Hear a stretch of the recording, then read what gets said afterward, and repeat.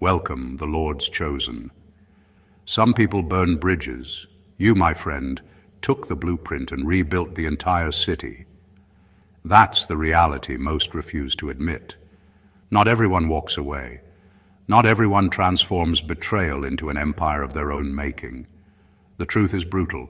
Humans waste an average of 6 years tolerating toxic relationships they secretly know are killing their potential.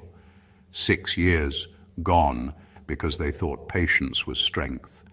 But patience without boundaries is just an unpaid subscription to disappointment. You didn't just leave. You didn't quietly slip into the background, hoping life would make sense on its own. You detonated the old foundation and claimed the fallout as your new beginning. Every slight, every manipulation, every ignored boundary became fuel. And somewhere in that chaos, you realized something most people never do. Leaving isn't the climax. It's the opening scene of the story you were always meant to star in. It's not revenge, it's mathematics. For every ounce of nonsense they handed out, you multiplied it into proof of your own evolution. The irony is delicious. You didn't just exit, you upgraded. You didn't just survive, you collected. You didn't just close a door, you acquired the keys to the entire building and everything inside. And yes, there's a touch of dark humor in it, because while they were busy trying to figure out your worth, you were busy proving it beyond question. The lesson isn't subtle, it's seismic. Leaving behind what doesn't serve you isn't just self-respect, it's strategic genius. And by the time the dust settles, the people who thought they mattered the most are left staring at a space you've already outgrown. This isn't about making noise, it's about making impact. And once you see the mechanics behind such exits, there's no going back to ordinary fare, no settling for less than monumental. Number 1, you stop negotiating your worth with people who can't afford the price tag. For years, you tried to make everyone see your value, bending, stretching, and explaining yourself over and over, as if people who didn't respect your time or energy could suddenly wake up and understand. You bargained with your own worth, hoping they would finally meet you halfway, and every compromise slowly chipped away at who you were. But then it clicked. You realized some people don't negotiate because they want fairness. They negotiate because they want a discount. And you are not a discount. You are not a favor to be earned, nor a convenience to be consumed until empty. You started seeing it clearly. When people fail to recognize what you bring to the table, it's not a reflection of your value, it's a reflection of their limitations. You stop pretending that explanations, excuses, or extra effort could make them see the brilliance you carry. You stop trying to fit into spaces where your presence alone should have been celebrated. And in doing so, you reclaimed power that had been quietly siphoned away by expectation, manipulation, and neglect. Walking away from people who can't meet your standard of respect isn't about arrogance. It's about clarity. It's understanding that your energy is finite and sacred, and spending it on those who undervalue it is a slow self-erasure. You realize that if you lower your worth to make others comfortable, you will never truly rise. And when you finally stopped negotiating, something extraordinary happened. You became untouchable, unmovable, and utterly free. No one had to witness it. No one had to approve. The moment you stopped bargaining for recognition, your life started operating on a new frequency, one where your presence demanded the respect it always deserved. You didn't just leave. It was an exit so thorough it reset the entire dynamic. And the people who once thought they could dictate your value were left staring at the consequences of their own refusal to honor it. They learned the hard way. Your worth was never theirs to negotiate. Number 2, you turned their disrespect into the receipts you needed to refund your energy. For too long, you carried the weight of people who didn't care how heavy it was. Every insult, every dismissive look, Every small betrayal added to an invisible ledger that no one else could see. But you could feel every line etched into your spirit. You absorbed it, tried to explain it away, and even forgave it, hoping that maybe one day they would see what they had done. But eventually, the truth became undeniable. Their disrespect wasn't a mistake, it was a pattern. And patterns, once recognized, are not meant to be tolerated. They are meant to be accounted for. You realized that every ounce of energy you gave without return was not kindness. It was an unpaid bill, an IOU they never intended to settle. So you stopped thinking of yourself as the victim and started seeing yourself as the creditor. Every insult became a receipt, every slight a record of what was owed. And the more you catalogued, the clearer the picture became. You didn't need revenge because acknowledgement of your boundaries was more powerful than any act of retaliation.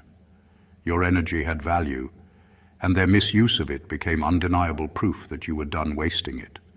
Turning disrespect into receipts is a form of liberation. It means you no longer let memory and resentment sit like weight in your chest.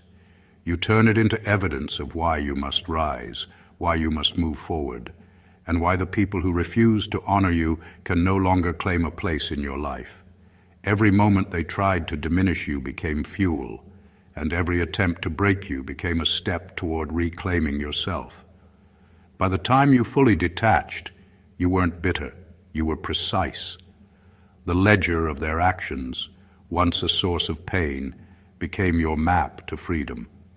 You didn't just exit, you converted neglect into clarity, disrespect into boundaries, and mistreatment into proof that you are worth far more than anyone ever dared to give.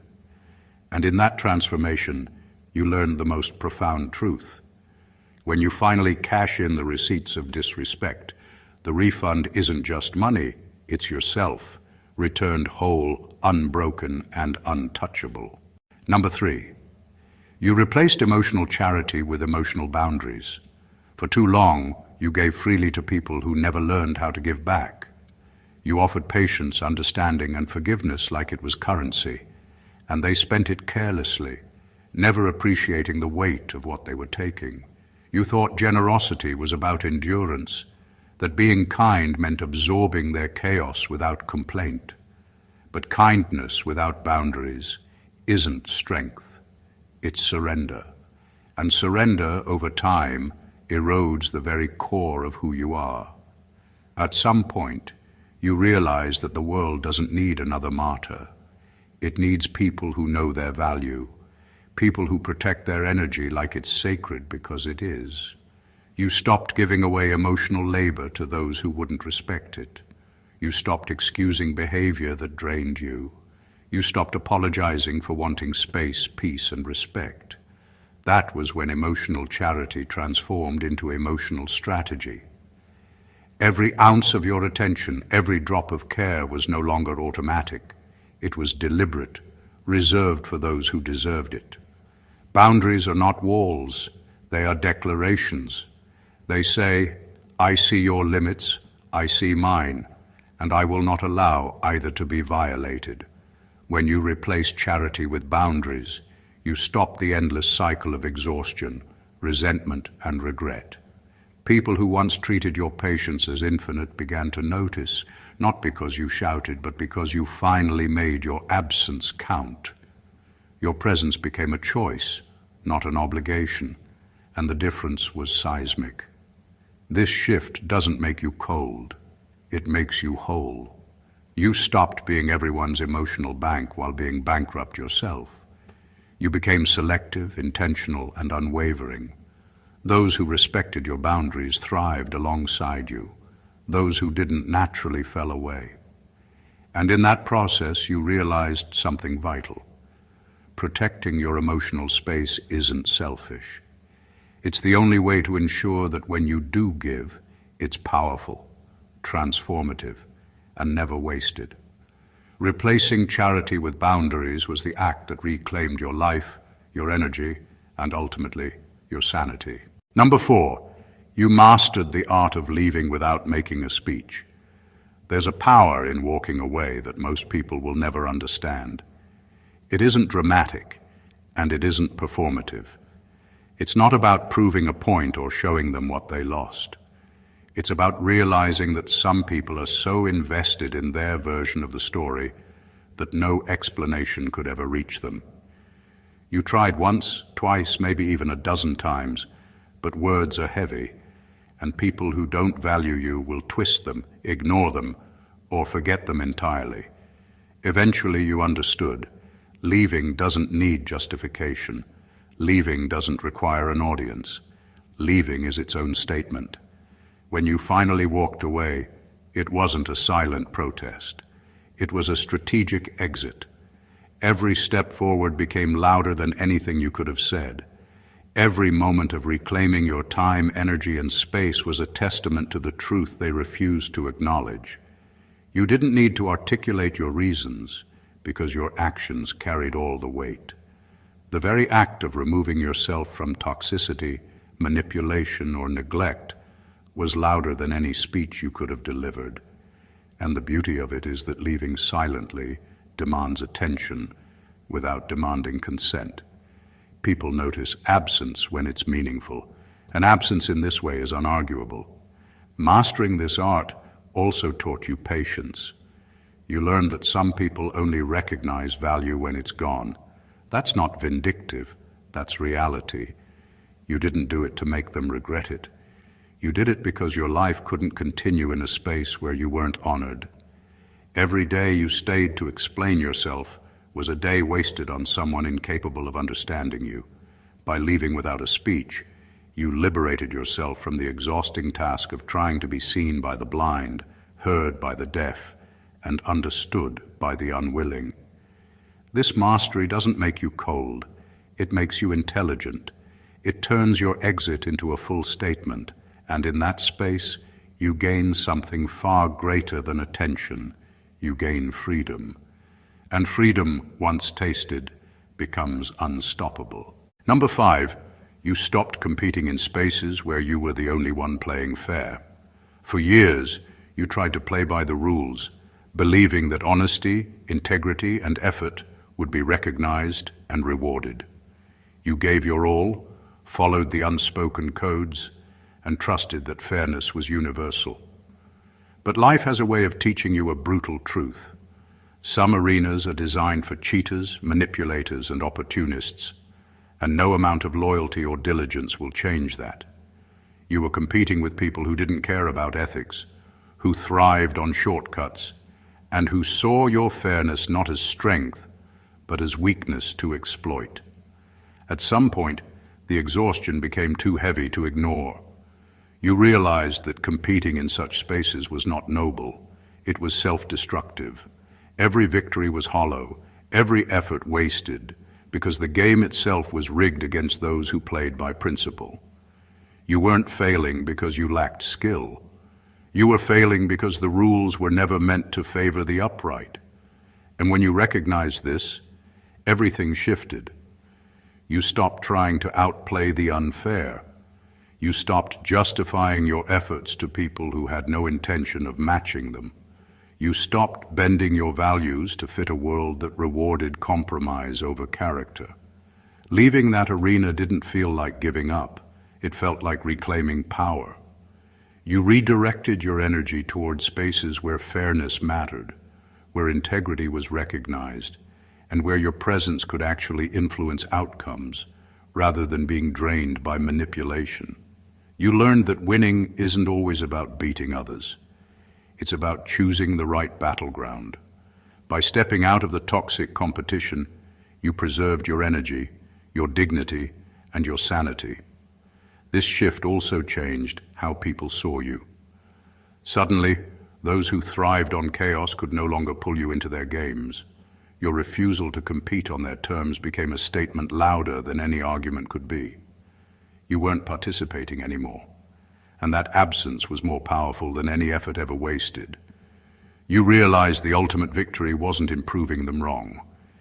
It was in proving to yourself that your worth, your values, and your peace were non-negotiable.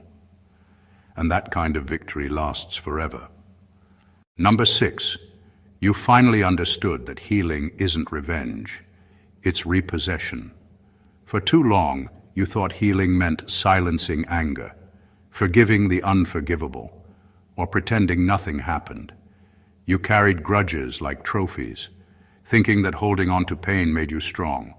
You tried to make sense of what was lost, what was stolen, and what was taken for granted. And in that process, you realized something fundamental. The real damage wasn't done by them. It was done by your own willingness to let their actions define your life. Healing, you discovered, isn't about punishing anyone. It's about taking back what is yours. Repossession is different from revenge. Revenge is reactive, loud, and exhausting. It drains energy, traps you in their story, and gives them the illusion of power over you. Repossession, on the other hand, is deliberate, quiet, and absolute. It's claiming back your time, your energy, your peace, and your ambition, everything they tried to diminish. When you repossess yourself, you stop being a passive participant in someone else's narrative.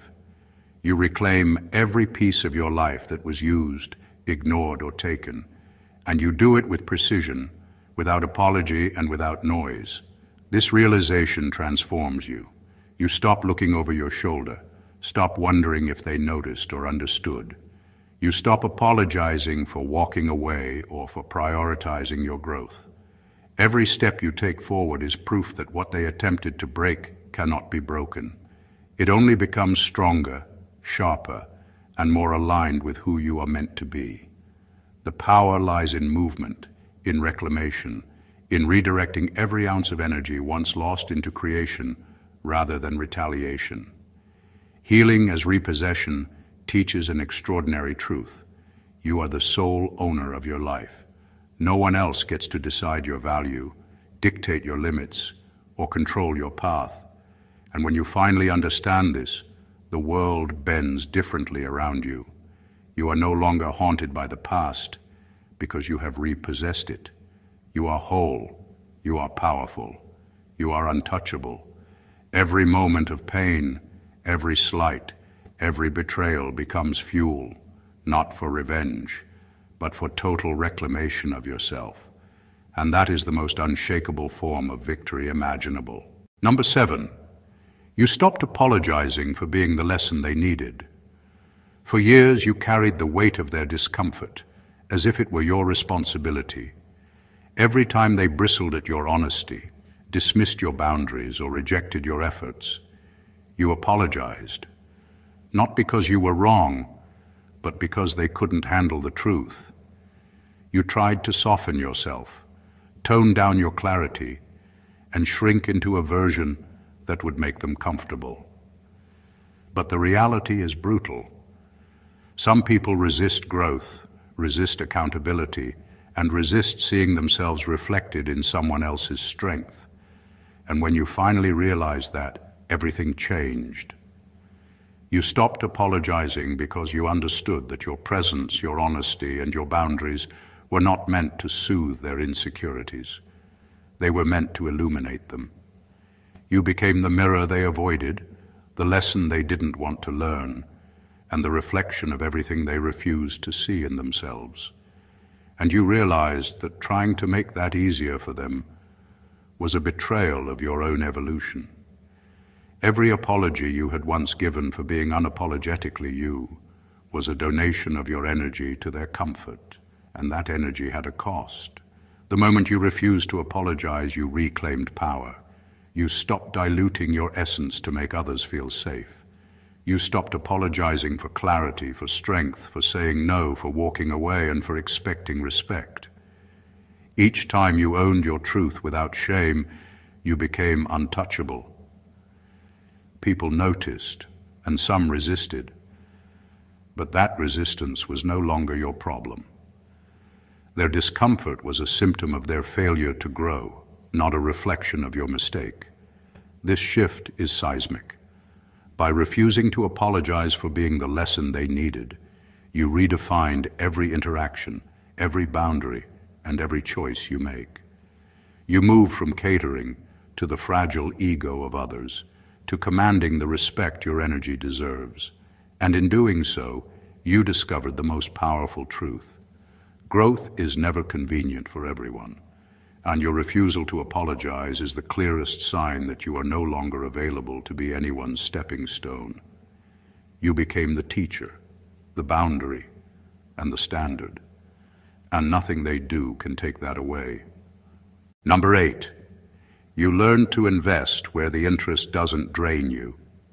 For too long, you poured your energy into people, projects, and situations that never returned anything meaningful. You treated every connection like a bank account, depositing time, effort, and care, only to realize that some accounts are set up to bankrupt you emotionally, mentally, and even physically.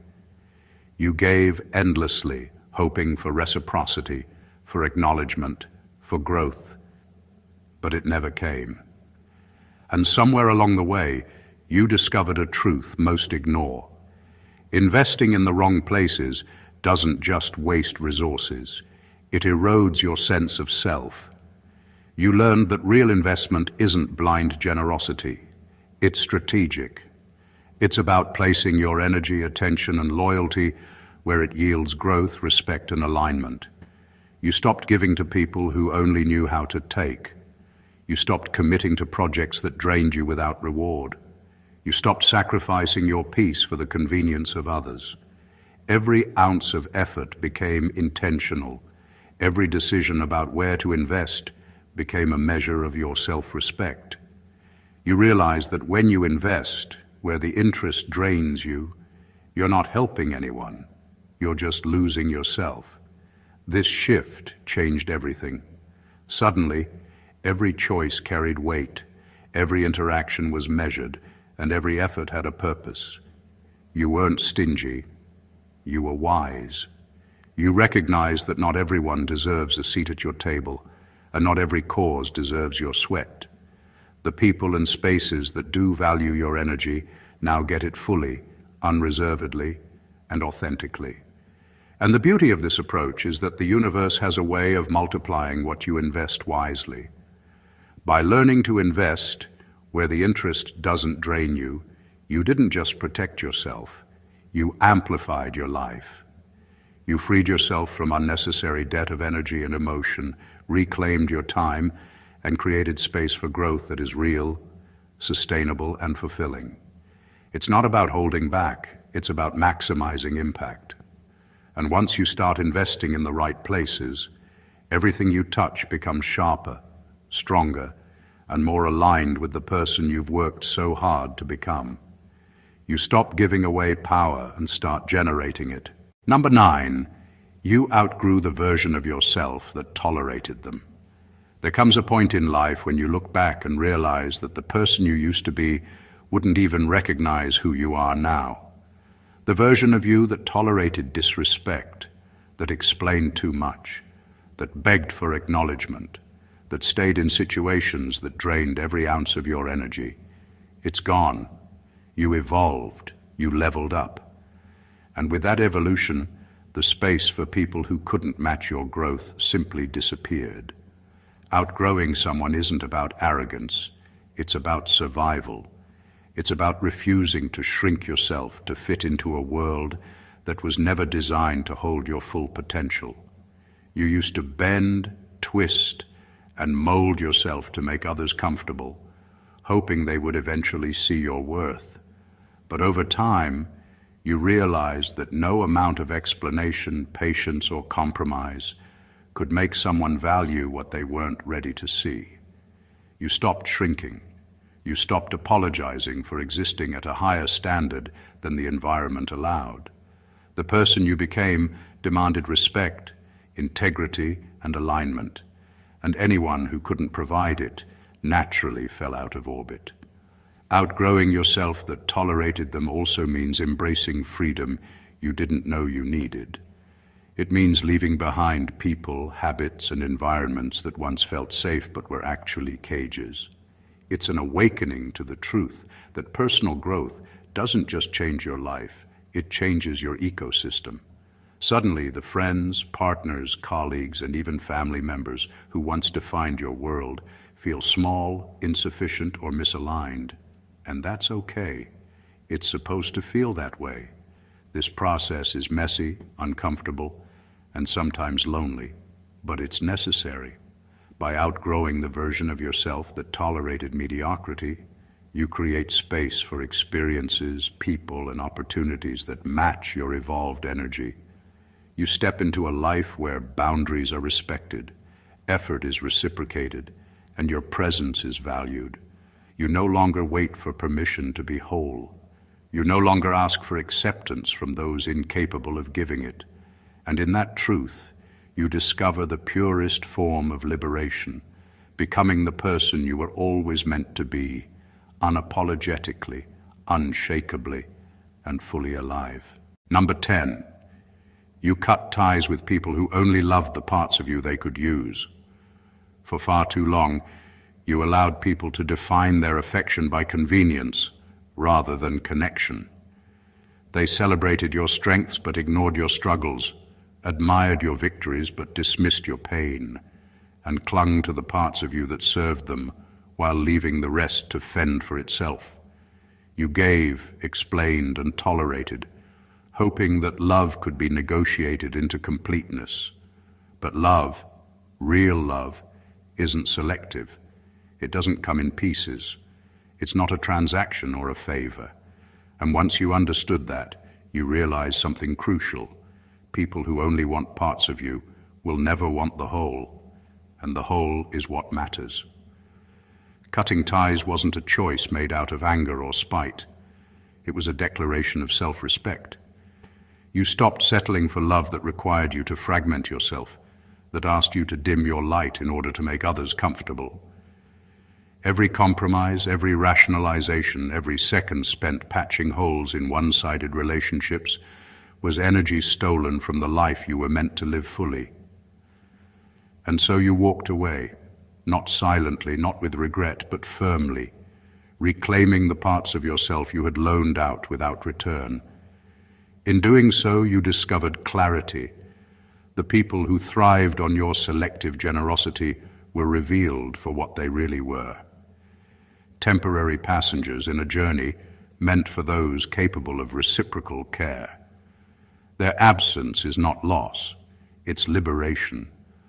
By removing them, you create space for relationships that value you entirely, that see your complexities as beauty rather than burden, and that align with your standards rather than testing them.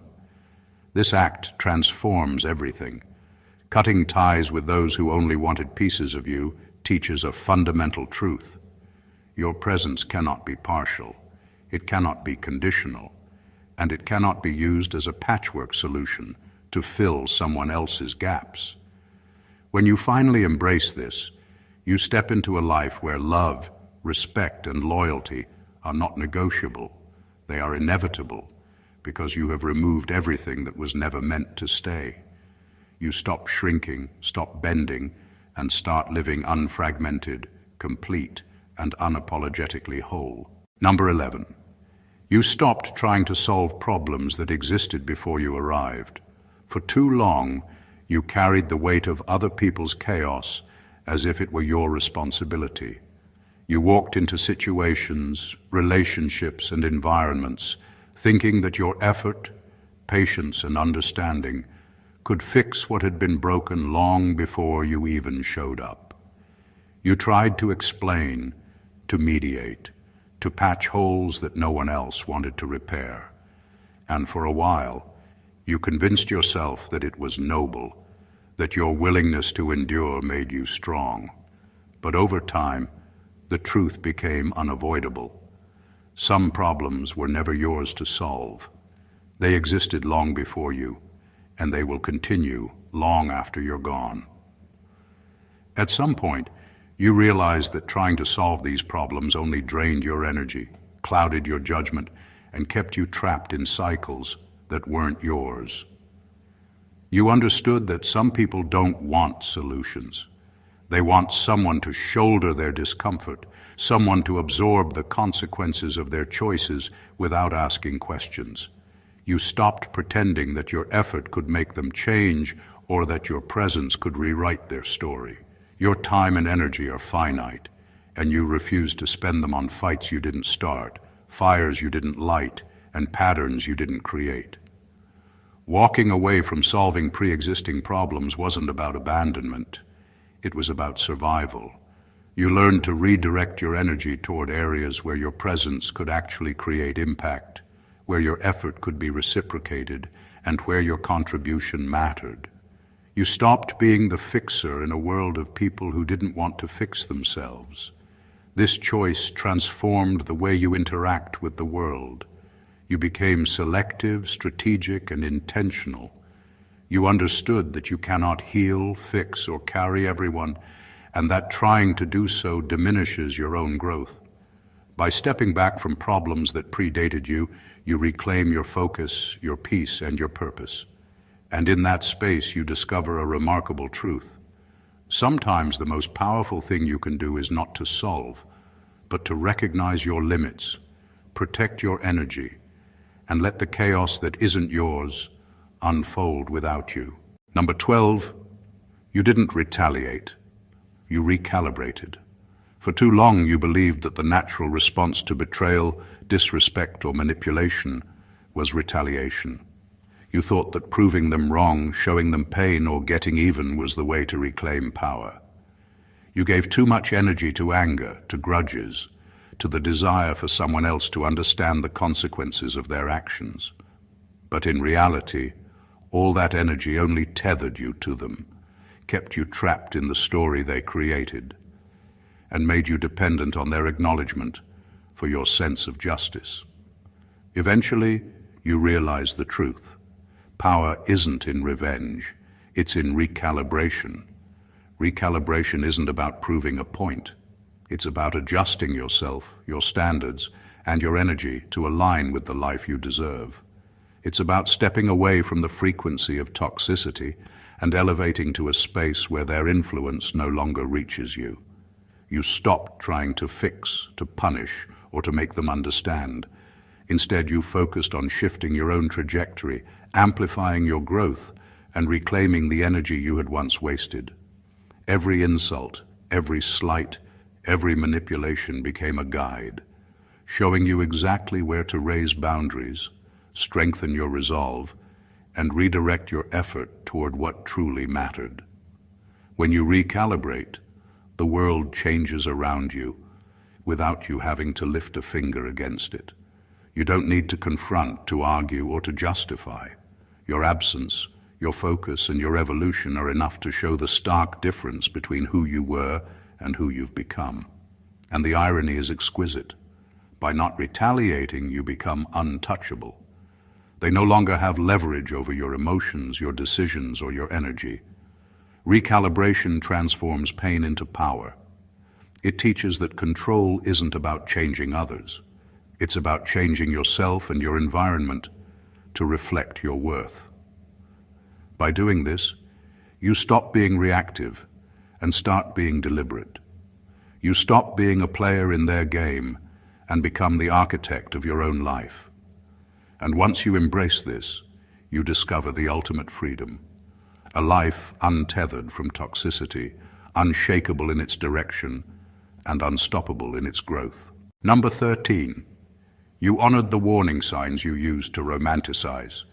For too long you ignored the red flags, laughed off the early signs of disrespect, and convinced yourself that chaos was passion, that inconsistency was mystery, and that toxicity was love.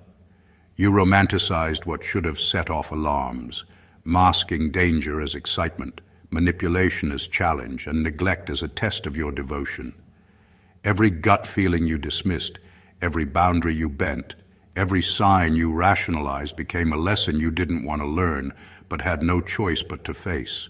Eventually you realized that ignoring warning signs isn't courage, it's self-deception. Honoring those warnings required radical honesty with yourself. It meant finally seeing patterns for what they were, not what you wanted them to be. You stopped making excuses for people who repeatedly hurt you. You stopped glossing over small betrayals and pretending they didn't matter. You acknowledged that the signs were never lies. They were the roadmap your intuition provided, and your refusal to follow them had cost you energy, peace, and sometimes parts of yourself. Recognizing this wasn't easy.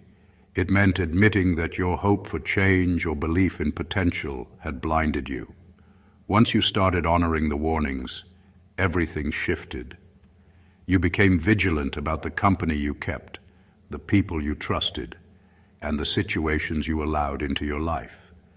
You learned to trust your instincts over explanations, actions over words, and patterns over promises.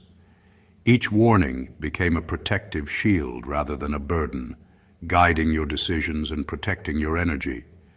You stopped romanticizing chaos and began valuing stability, consistency, and alignment without compromise. This awakening is transformative. It doesn't just prevent repeated mistakes. It cultivates a life where respect and clarity are non-negotiable. By finally seeing and acting on the warning signs, you reclaim authority over your life. You are no longer a passive participant in someone else's drama. You are the curator of your own environment. Honoring the signs is not fear, it's empowerment. It's the difference between being repeatedly broken and being unshakably whole, between giving away your peace and guarding it fiercely. And in that honor, you find freedom, control, and a version of life you once only imagined. Number 14, you realized your exit isn't a loss. It's an upgrade for both sides. For the longest time, you thought leaving meant failure, that walking away would leave a void, and that absence was a form of loss. You feared the judgment, the questions, and the whispers that follow when someone departs from a space they once occupied. But eventually, you understood the undeniable truth. Leaving isn't about loss. It's about elevation. It's not about what you're giving up. It's about what you're reclaiming. And for the people who remain, it's not just a void, it's a lesson, a mirror, and an opportunity to grow in ways they never could when you were carrying their weight for them. Exiting is a form of clarity. It exposes the truths that were always there but ignored. The people who relied on your presence without giving back, the spaces that thrived on your compromise, and the dynamics that thrived on imbalance. When you step away, you stop being the solution to problems that were never yours to solve. You remove the invisible scaffolding that allowed dysfunction to persist. And in doing so, you create space, not only for your own growth, but for theirs. Sometimes people need absence to understand value. Sometimes they need the shift you create by leaving to finally see what they were missing. Your departure is not dramatic, it's deliberate.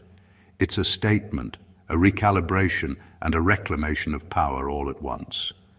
You don't leave to punish. You leave because staying would compromise the person you are becoming, and in that exit, both sides are upgraded. You gain freedom, clarity, and alignment with your true self, while those who remain are forced to confront realities they once ignored. They either adapt, evolve, or continue in patterns they've always chosen. Either way, your exit accelerates truth. This understanding transforms everything. You no longer tie your value to staying, enduring, or sacrificing. Leaving becomes a tool, not a failure, a strategic, intelligent, and liberating act. And the irony is that what once felt like an ending is, in fact, the beginning of something far greater for everyone involved. You leave whole, elevated, and unshakable, and the world adjusts to the power you finally reclaimed. The truth is simple but often ignored. Leaving is never just leaving. Every decision to walk away, to reclaim your energy, and to stop tolerating what diminishes you is a declaration of power. It's a statement that your worth is non-negotiable, your time is sacred, and your peace is priceless. You didn't just survive the people, situations, and patterns that tried to hold you back. You transformed them into the fuel for your own evolution. You stopped negotiating your value, stopped excusing disrespect, stopped bending for convenience, and stopped apologizing for your own growth.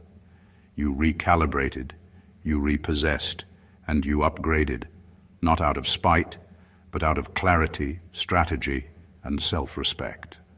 Walking away isn't the end. It's the opening of a new chapter where your presence, energy, and focus are aligned with what truly matters. Every boundary you set, every lesson you learned, every choice to protect your peace became a step toward freedom. The chaos that once held you captive now serves as proof of your strength, and the people who underestimated you are now spectators to your rise. This journey is not just about leaving, it's about becoming, evolving, and asserting the truth of who you are. When you embrace that power, nothing can diminish your light and nothing can hold you back. So remember, your exit is not a failure. It's a reclamation. It's a transformation. It's a blueprint for how to live without compromise, without apology, and without surrender. It's proof that the only approval you ever needed was your own, and the only energy worth giving is that which respects and reciprocates your value. If this resonated with you, make sure to subscribe to the channel for more insights that empower and elevate. Like this video, share it with someone who needs to hear it, and drop your thoughts in the comments below. We'd love to hear your story of reclaiming power and rising above. Your journey matters, and your growth inspires others. Stay blessed always.